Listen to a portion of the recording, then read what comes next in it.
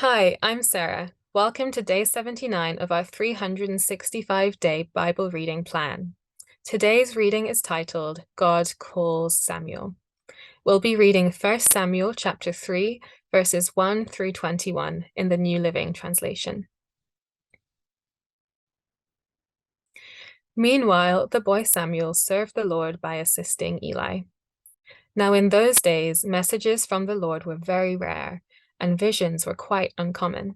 One night Eli, who was almost blind by now, had gone to bed. The lamp of God had not yet gone out, and Samuel was sleeping in the tabernacle, near the ark of God. Suddenly the Lord called out, "Samuel." "Yes," Samuel replied. "What is it?" He got up and ran to Eli. "Here I am. Did you call me?" "I didn't call you," Eli replied. "Go back to bed." So he did. Then the Lord called out again, "Samuel." Again, Samuel got up and went to Eli. "Here I am. Did you call me?" "I didn't call you, my son," Eli said. "Go back to bed." Samuel did not yet know the Lord, because he had never had a message from the Lord before.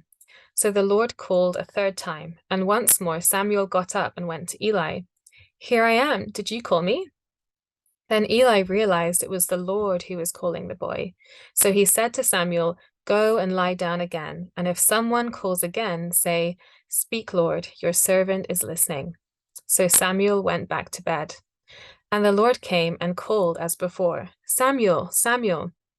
And Samuel replied, "Speak, your servant is listening." Then the Lord said to Samuel, "I am about to do a shocking thing in Israel. I am going to carry out all my threats against Eli and his family from beginning to end. I have warned him that judgment is coming upon his family forever, because his sons are blaspheming God and he hasn't disciplined them. So I have vowed that the sins of Eli and his sons will never be forgiven by sacrifices or offerings." Samuel stayed in bed until morning, then got up and opened the doors of the tabernacle as usual. He was afraid to tell Eli what the Lord had said to him. But Eli called out to him, "Samuel, my son." "Here I am," Samuel replied. "What did the Lord say to you? Tell me everything. And may God strike you and even kill you if you hide anything from me." So Samuel told Eli everything. He didn't hold anything back. "It is the Lord's will," Eli replied. "Let him do what he thinks best." As Samuel grew up, the Lord was with him, and everything Samuel said proved to be reliable.